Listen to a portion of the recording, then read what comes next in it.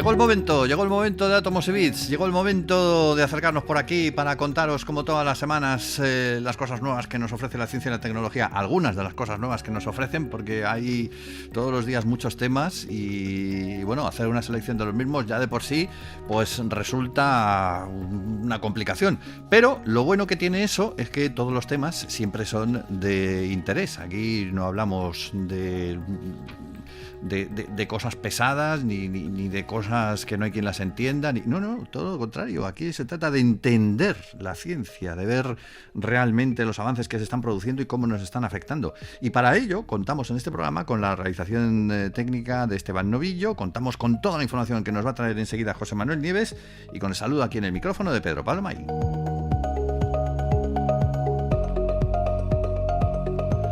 Don José Manuel, ¿cómo está usted esta semana, señor? ¿Cómo va la cosa? Hola, Pedro Pablo, ¿qué tal? Eso que has oído que se me ha caído es la tapa del agua, porque voy a ver un poco de agua. No era la tapa al pecho, como era no, la maldición gitana. La tapa al pecho no, es la tapa del agua, que ya he mojado toda la mesa, pero bueno, la idea era beber agua, porque es que el tema que vamos a empezar hablando hoy en el programa es el agua que bebemos, que el agua fresquita, que dice, sí, acaba de venir del arroyuelo. Sí, del arroyuelo. Si resulta que puede tener millones de años de antigüedad el agua. Cuéntanos. Pues vamos a ver, es que parece, o sea, el agua para nosotros es una cosa, abres un grifo y te sale agua. Sí. Te vas a cualquier parte, a un río, al mar, a cualquier lado, y hay agua, hay agua por todas partes, ¿no? Entonces no nos parece nada extraordinario, pero es un verdadero misterio. ¿Cómo? ¿De dónde sale el agua? Ten en cuenta que en los planetas de nuestro sistema solar, el único en el que hay agua en superficie, no en profundidad, que hay en más, hay agua en la superficie en estado líquido, es la Tierra. Sí. El único. ¿Y de dónde llegó toda el agua de la Tierra? ¿De dónde vino, no? Del grifo. Bueno, pues ahí hay varias, hay dos teorías fundamentales y las dos tienen evidencias, pero ninguna es definitiva, ¿no? Podríamos decirlo así. Uh-huh. Para algunos, el agua, o por lo menos, ¿qué es el agua? Hidrógeno y oxígeno, H2O, ¿no? Resulta que el hidrógeno es el elemento más abundante de todo el universo. Como el 99% de toda la materia que existe, incluso hoy, es hidrógeno. Fíjate. ¿Vale? Y resulta que el oxígeno es el tercer elemento, a mucha distancia del hidrógeno, pero el tercer elemento más abundante del universo. Por lo tanto, la combinación entre hidrógeno y oxígeno no debería de ser algo raro. Y debería de ser algo muy antiguo, porque el oxígeno fue una de las primeras cosas que formaron las primeras estrellas, ¿no? Uno de los elementos pesados, más pesados que el hidrógeno y que el helio y que el litio, etcétera, etcétera, que formaron las primeras estrellas. Pero ¿qué sucede? Entonces, ese agua o esos elementos o esas moléculas de agua estaban ya presentes en los momentos en los que se formaron las primeras estrellas o las estrellas de segunda o de tercera generación y sus planetas, o fueron traídas aquí a la Tierra, por ejemplo, por un bombardeo posterior, por un bombardeo de cometas y de asteroides que rellenaron las cuencas vacías. A ver, te digo, las dos ideas tienen sus apoyos porque, claro, sabemos que la Tierra, al principio, nada más formarse, pues se formó a partir como parte del anillo de escombros que rodeó al Sol recién nacido, y el material sobrante se fue condensando en planetas. Sí. Pero a medida que la Tierra se fue condensando, pues su temperatura era muy elevada y hubo un tiempo muy largo en el que fue pues una bola de magma hirviendo.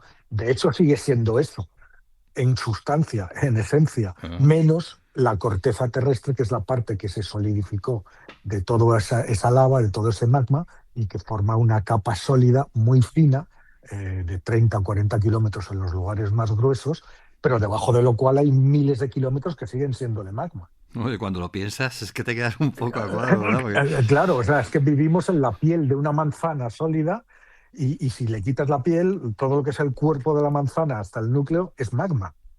es lava. Sí, sí. Vale, o sea, eso tengámoslo en cuenta. Entonces, claro, en esas condiciones, pues todos los elementos volátiles, por supuesto el hidrógeno, el oxígeno y el agua, pues se van, se evaporan. Sí. Entonces, ¿de dónde llegó el agua de la Tierra? Porque si la Tierra fue de esta manera, si de esta manera estaba y sigue estando tan caliente, sobre todo en su formación, sin una corteza sólida que tardó mucho tiempo en formarse, pues evidentemente toda el agua que pudiera contener se evaporó, con lo cual hay que pensar que el agua vino de otro lugar. Sabemos además que hace unos 4.000 millones de años se produjo un enorme bombardeo porque Júpiter, que es el gigante, o sea, Júpiter, el solito, tiene más masa que todos los demás planetas del sistema solar juntos. Es decir, cuando Júpiter se mueve, todo se mueve, ¿no? Sí. Bueno, pues Júpiter, que no se formó en el sitio donde está, emigró hacia su lugar actual. ¿Dónde Y al estaba? hacer ¿Dónde estaba Júpiter? Así, perdona que te Júpiter, interrumpa, pero... pues probablemente se formó bastante más cerca de la Tierra del Sol de lo que se pensaba, ¿no?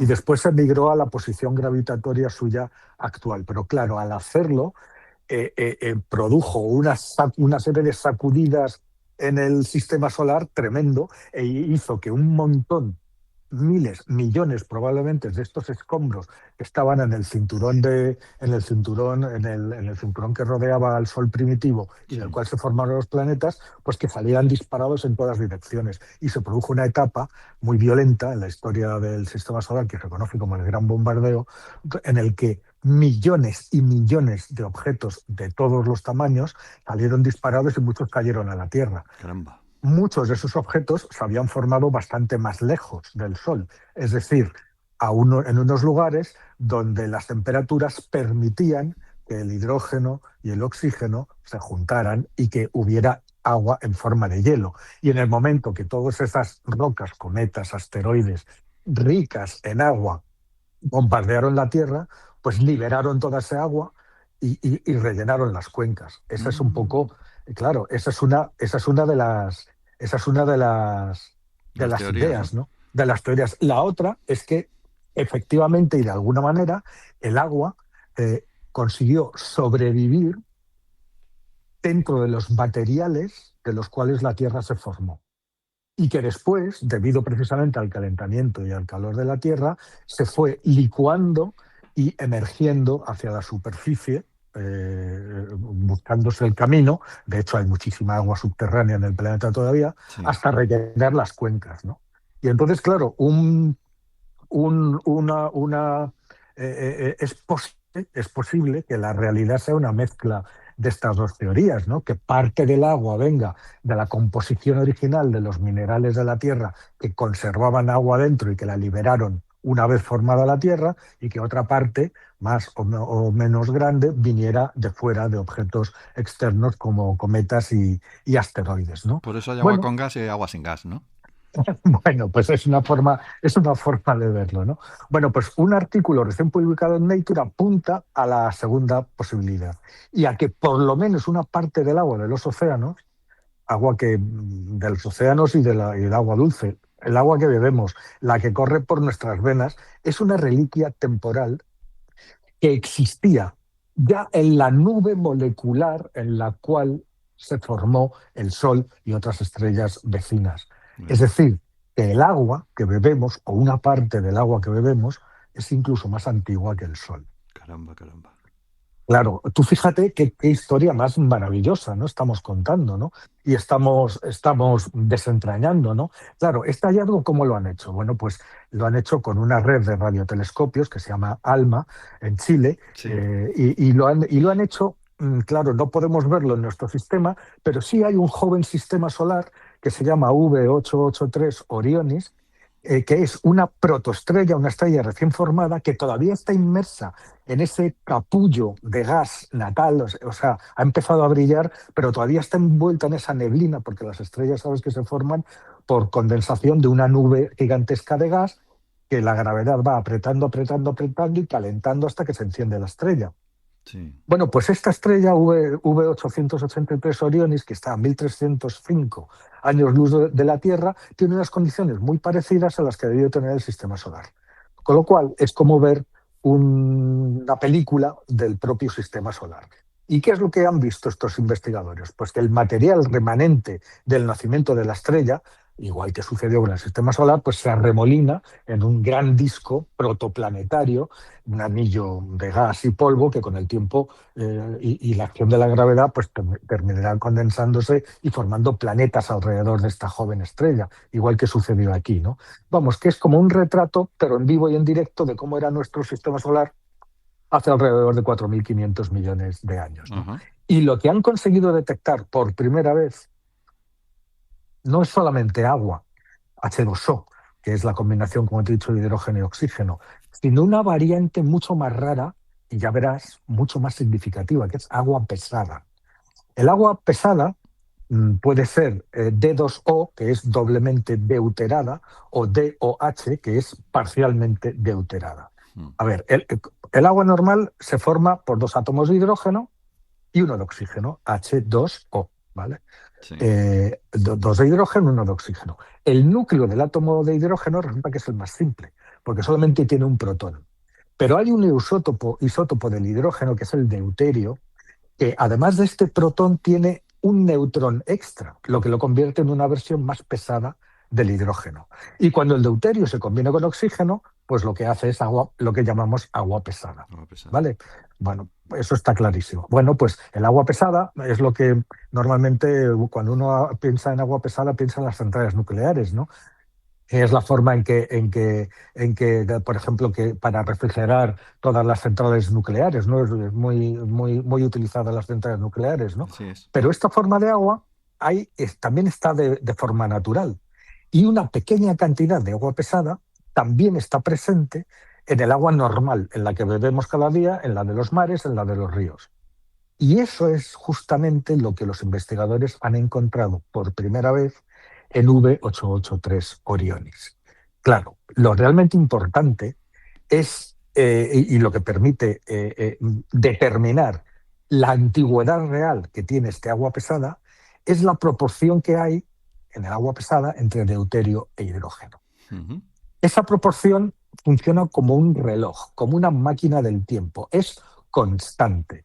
Tú imagínate como si fuera una receta de cocina en la que se coge deuterio y se coge hidrógeno. Bueno, pues el agua pesada se forma mucho más fácilmente en las condiciones más frías y densas del espacio. Es decir, por ejemplo, en las nubes moleculares frías interestelares previo de que nazcan las estrellas, ¿no? Ya. Entonces, este ambiente extremadamente frío de estas nubes permite que las reacciones químicas, que incluyen deuterio, sean más probables que las del hidrógeno normal. Y una vez que este material colapsa y forma una protoestrella y su disco, del que hemos hablado, pues la temperatura sube drásticamente y en teoría debería de destruir la mayor parte del agua antigua y reemplazarla con el agua fresca, la de H2O.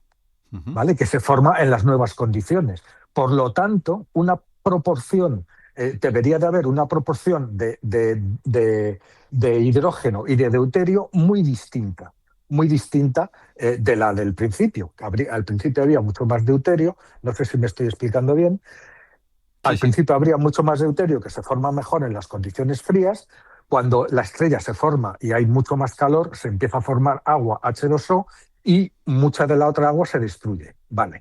Entonces, la proporción de deuterio-hidrógeno en una estrella ya formada y en una nube anterior a la formación de esa estrella deberían de ser distintas. Claro.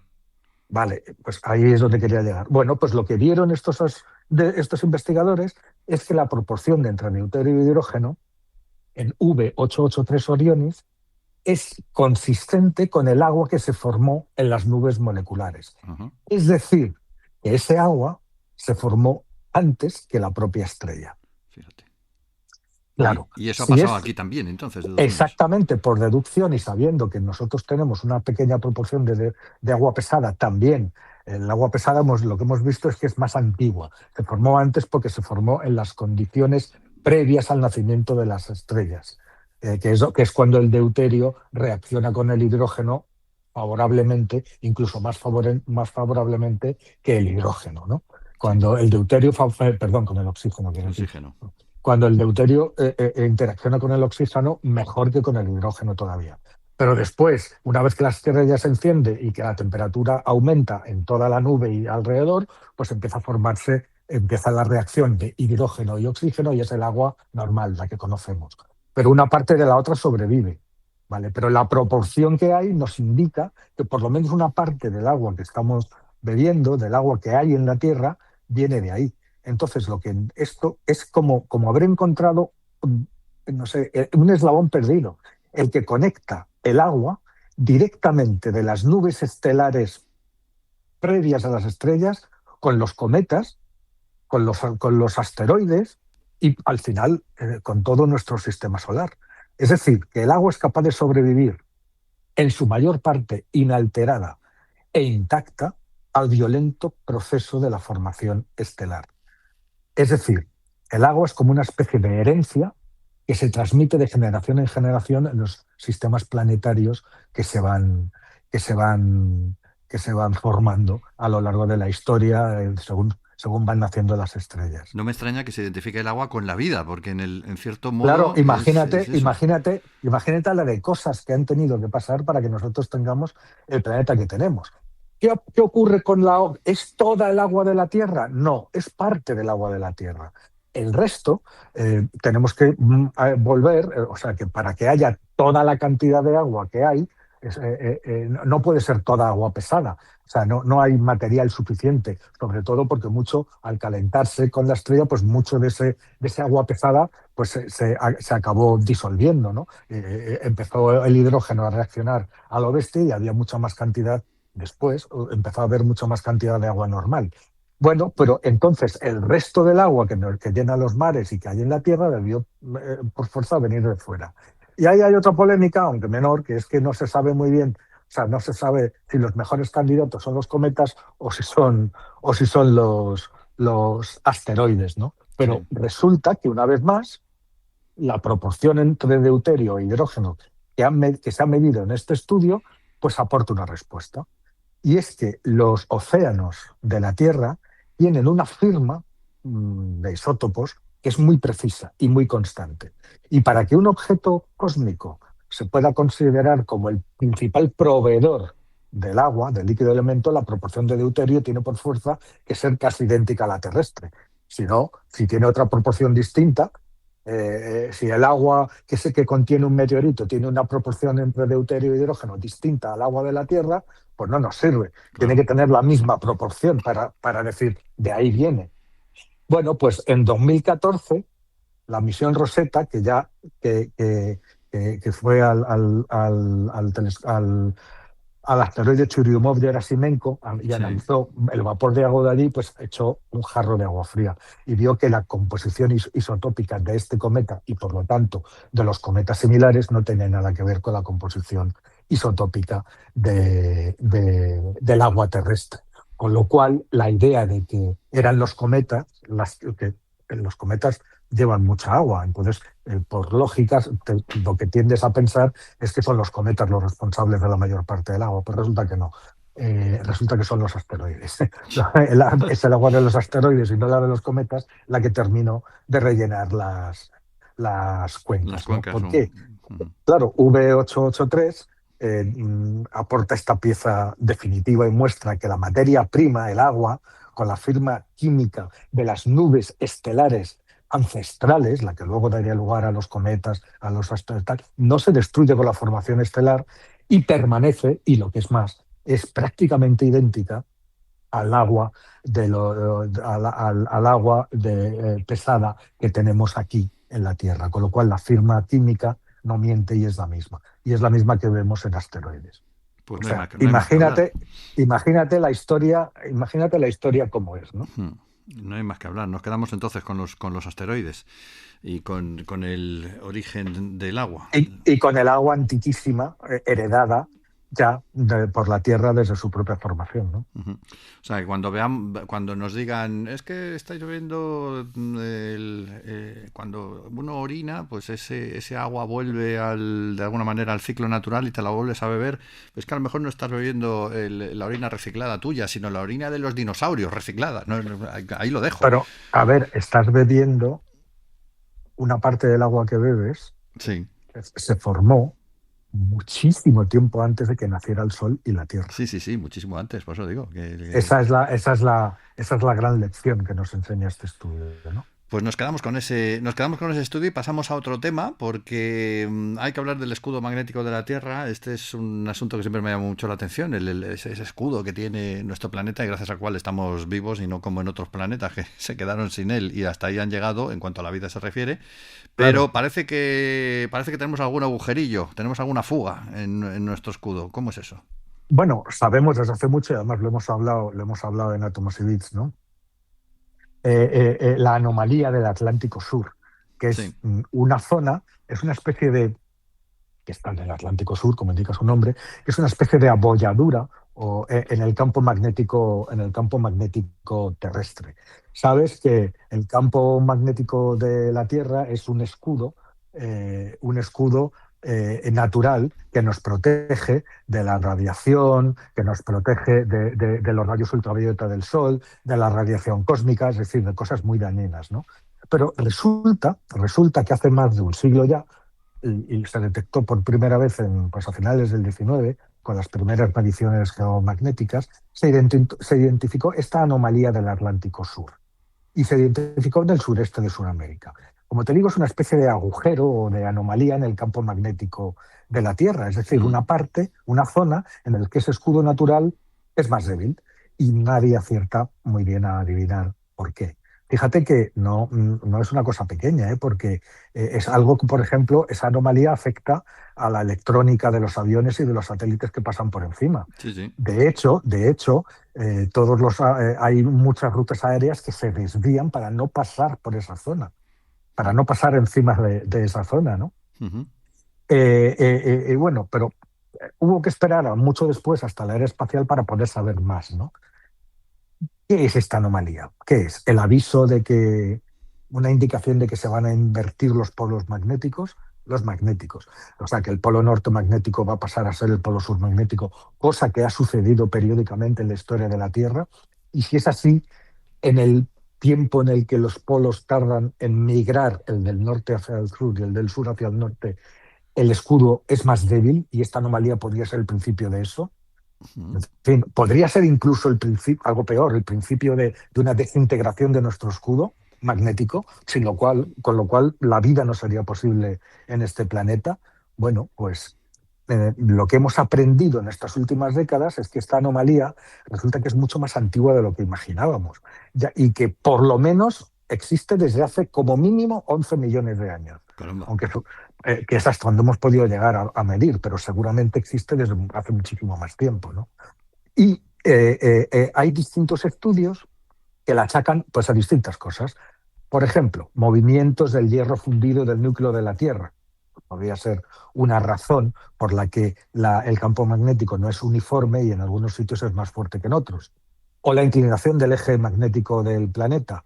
O, como hemos hablado aquí en este mismo programa, incluso a miles de kilómetros debajo de nuestros pies, en el manto profundo, hay dos gigantescas losas de roca extraordinariamente densa, mucho más densa que el manto, del tamaño de continentes, que algunos creen que podrían ser ni más ni menos que restos del planeta Theia, Sí. ese objeto del tamaño de Marte que chocó contra nosotros hace más de 4.000 millones de años y a partir de cuyos escombros se formó la Luna. Bueno, pues unos fragmentos de eso podrían haberse hundido profundamente en el manto terrestre, tienen el tamaño de continentes y son lo suficientemente densos como para generar su propio magnetismo, con lo cual podrían ser el origen de esta anomalía magnética del hemisferio sur, ¿no? Del Atlántico Sur. Sí. Y ahora, un nuevo estudio de la Agencia Espacial Europea pues acaba de confirmar algo que muchos se temían, y es que esa anomalía no se está quieta, y no solo se mueve, sino que está creciendo. Y resulta que ha crecido muy deprisa precisamente durante los últimos 10 años, desde el 2014. ¿Cómo, Fíjate, qué entendemos como muy deprisa? Porque ya siempre hablamos de que los ritmos geológicos son distintos Pues de los que, normales. pues que, pues que en los últimos 10 años de medición continua y precisa de satélites de la Agencia Espacial Europea casi ha duplicado su tamaño. Caramba. Pues sí. ¿Vale?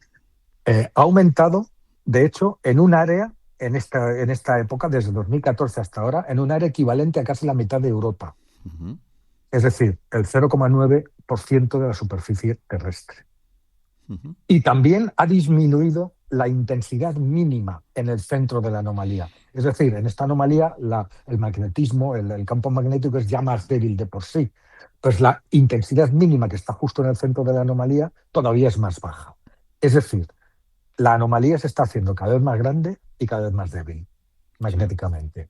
O sea, es bastante preocupante, ¿no?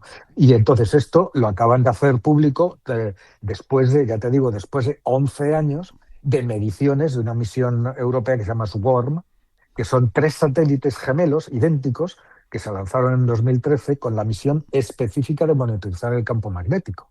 Es el registro continuo, ininterrumpido, más largo y más preciso del magnetismo terrestre que se ha hecho nunca desde el espacio. Sí. ¿Vale?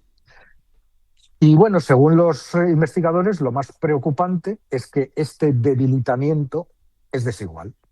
Es decir, que en la zona suroeste de África se está intensificando de forma dramática desde 2020 y eso sugiere que esta anomalía no es un simple parche, sino un fenómeno dinámico y que podría estar bifurcando, se podría llegar a dividirse en dos, que Ya. es algo que sospechan los investigadores, ¿no?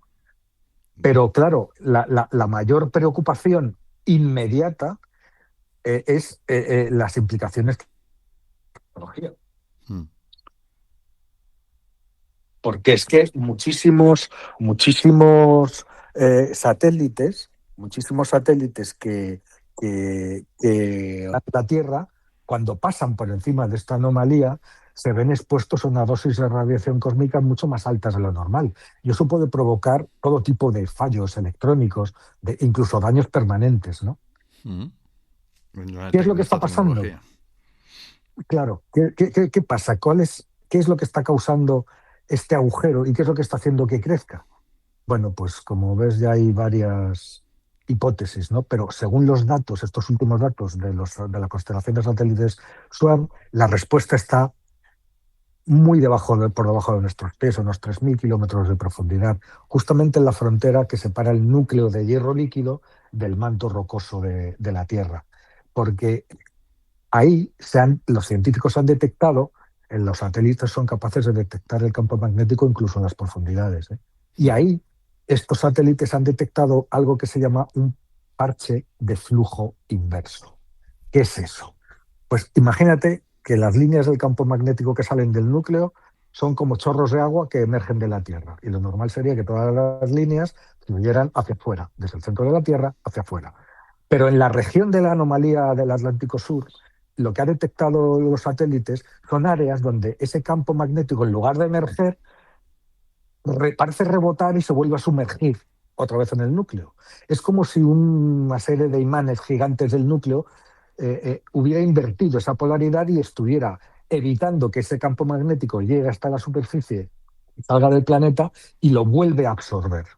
Y eso es lo que crea una perturbación local que contrarresta el campo principal. Y eso se visualiza como que el campo magnético es más débil en la superficie.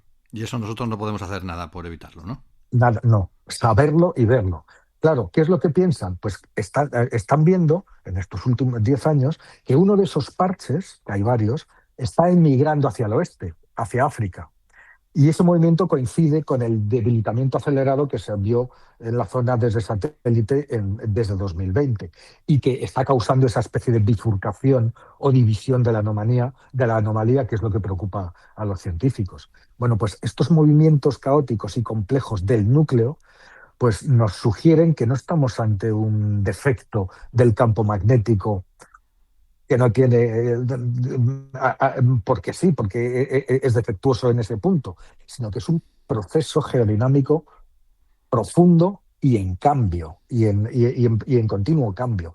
Pero es que además, fíjate, para sorpresa de los científicos, estos datos de SWARM, de estos satélites, no solamente revelan un problema en el sur, sino que han notado también cambios significativos en el hemisferio norte, donde el También, campo es más fuerte. también ahí. Claro, ahí el campo está haciéndose más fuerte, no más débil. Es decir, imagínate el dinamismo de este campo magnético en su conjunto. Es decir, en resumen, ¿qué revelan estos datos de esta investigación de 13 años?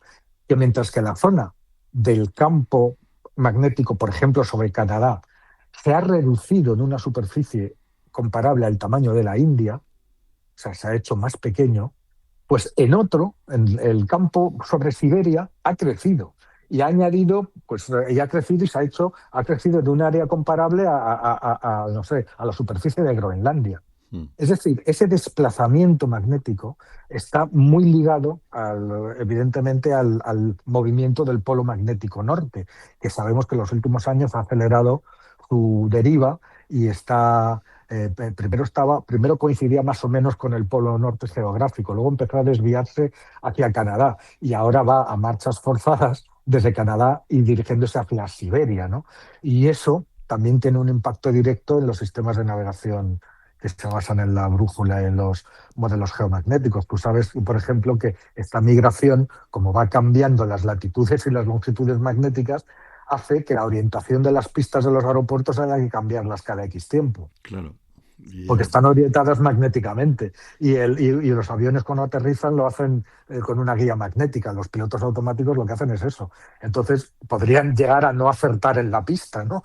¿Por qué? Porque el campo magnético que están midiendo se ha modificado y ya no apunta a la pista, sino unos cuantos grados hacia la izquierda o hacia la derecha, lo cual imagínate el desastre que no es sería, ninguna ¿no? tontería, ¿eh? Lo que No, el... no, en absoluto, ¿no? Aparte de los efectos que podría tener la versión más pesimista, que podría ser que el campo magnético en general esté sufriendo una degradación, Dios no lo quiera, que lo lleve a debilitarse de una forma más permanente, o por lo menos lo suficientemente larga como para que toda la radiación dañina penetre a su través y nos haga literalmente puré.